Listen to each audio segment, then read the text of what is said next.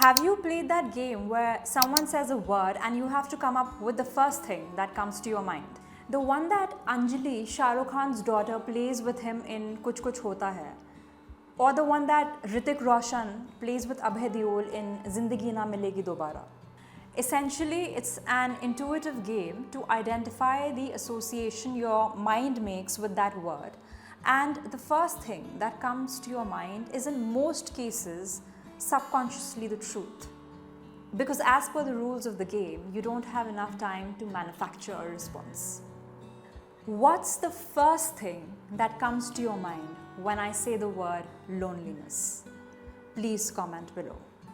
For me, it takes me back to time periods where I felt intensely lonely when I was based abroad as a student and even when I was working. But this video has been requested by a very, very dear friend of mine, so I will only be focusing on student life. Now I will not deal with loneliness in the same manner as I dealt with it back when I was a student, because it's really unhealthy. But no one can avoid loneliness. You can only temper the levels. Even today, our parents' generation and our grandparents' generation, if they are alive, feel lonely.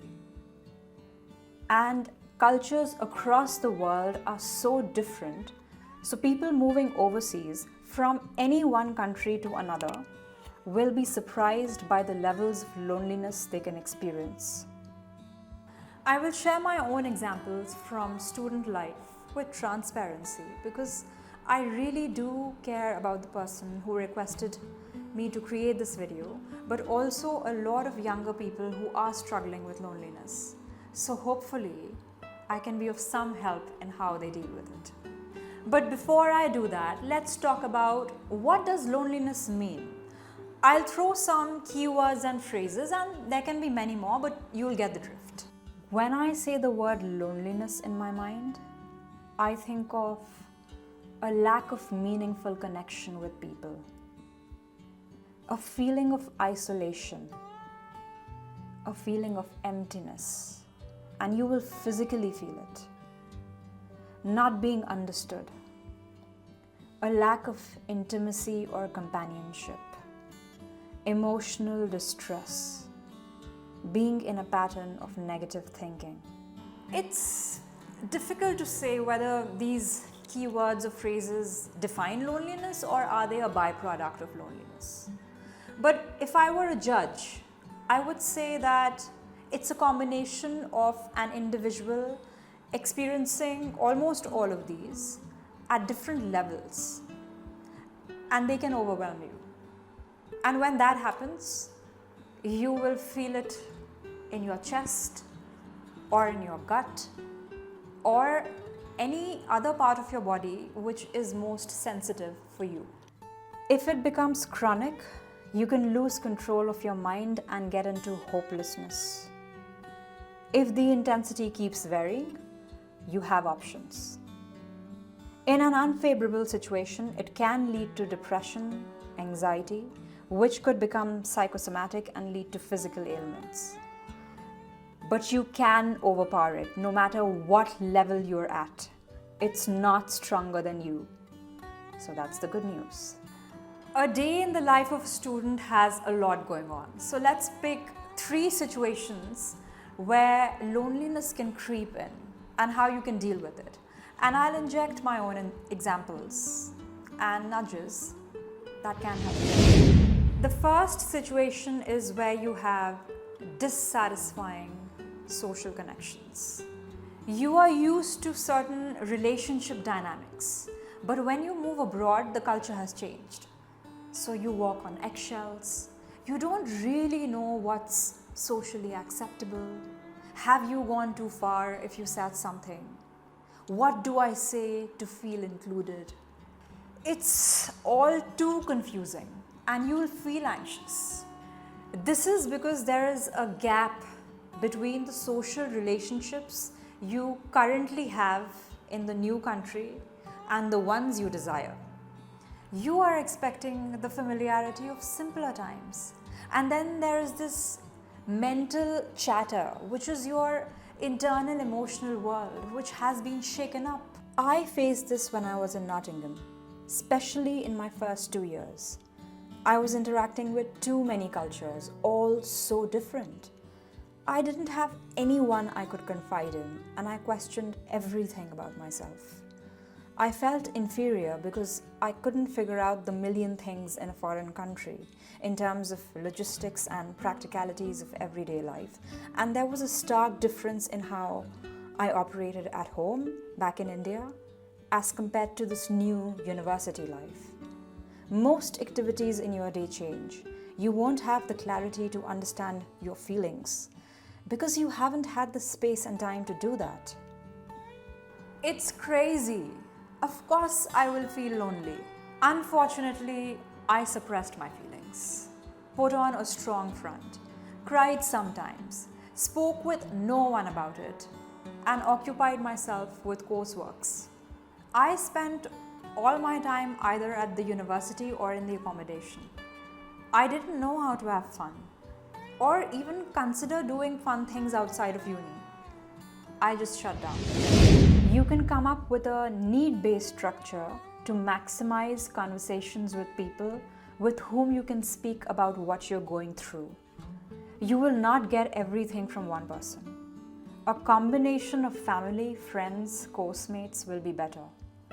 Ask trusted people for help and advice, and collectively they will be able to come up with simple coping mechanisms which will incrementally have a monumental impact on your well-being.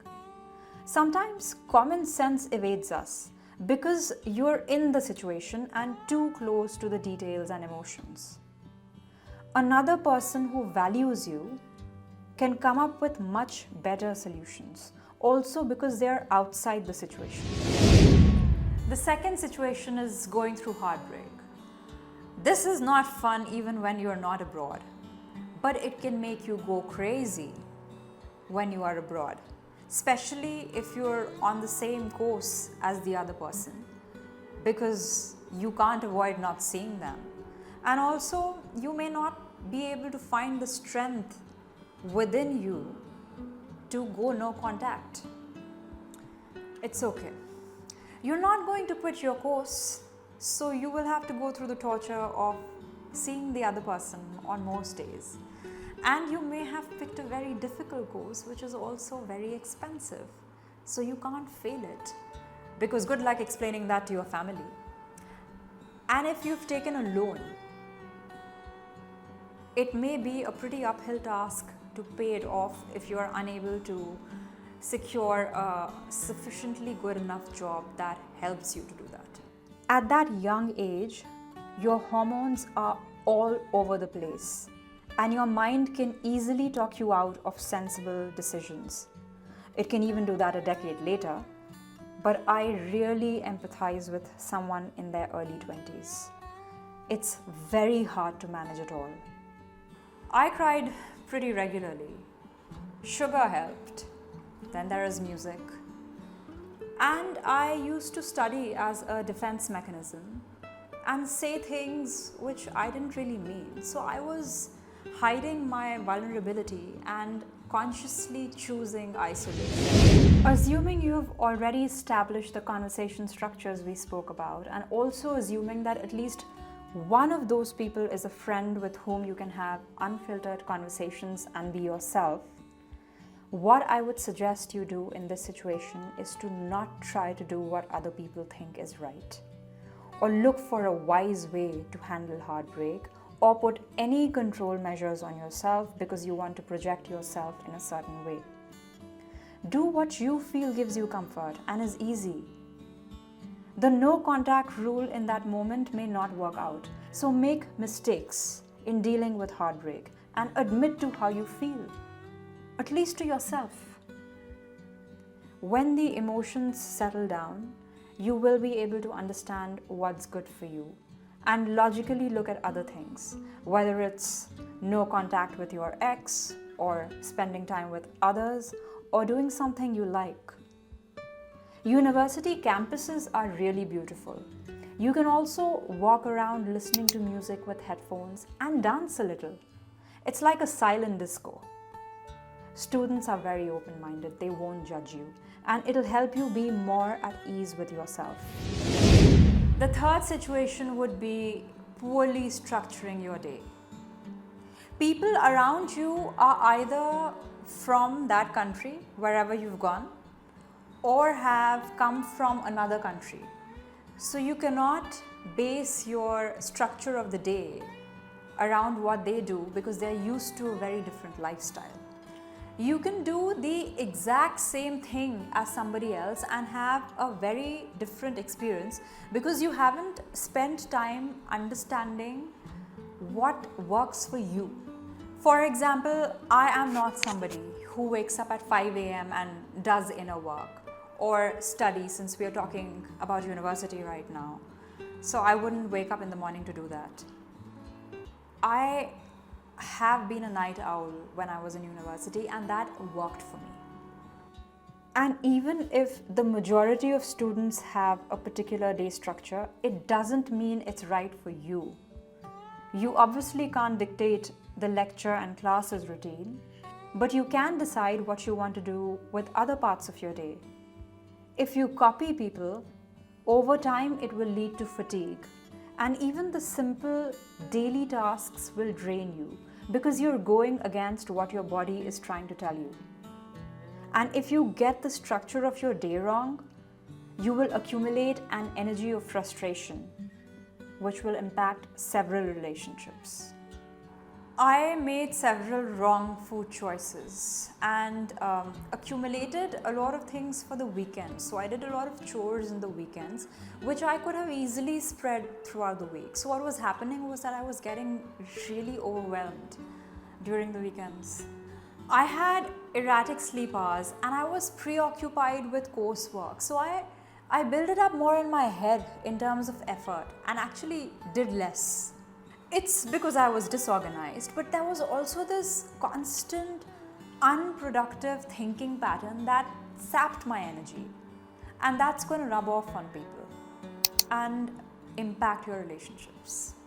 It will become difficult for people to speak with you and you will feel lonelier. Make a list of the things you want to do in a day, in a week, and in a month. Split it into must do, optimistic, and audacious. Do the must do for at least 1 month with no additions, and then add 1 to 2 tasks from the optimistic list and see if it's manageable, and then do it for 3 months and gradually build it up over 6 to 8 months. Trying to do everything on your to-do list and chasing this idea of productivity defined by someone else is not your truth. It will lead to burnout, and it may take you 6 to 8 months to get back just to the basics. Students these days have more access to online information than we ever did. So you can use AI and read about psychology and attachment styles and logical reasons of loneliness. But theory and logic won't help you resolve loneliness because logic and emotions don't work at the same pace. Today, I deal with loneliness in a very different way. I actually schedule time for it, and I'm not even exaggerating. My time with my loved ones is divine, and so is my time when I'm alone, and also when I'm lonely. In my 20s, I was operating predominantly with fear, but that transmutes into a feeling of understanding and gentle observation towards loneliness over a period of time. I love that scene from How the Grinch Stole Christmas, in which Jim Carrey as the Grinch talks about scheduling time to go into the abyss. If you do that each day, loneliness will lose its intensity and you become the master.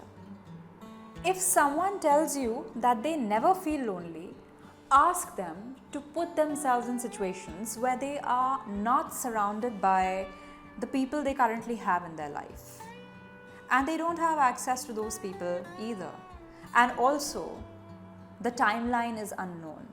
So they don't know when they will have access to them. And then ask them, how do they feel? It would really help my channel if you can like this video, comment your honest thoughts, and please subscribe to it. Thank you very much for watching till the end. Have a lovely day.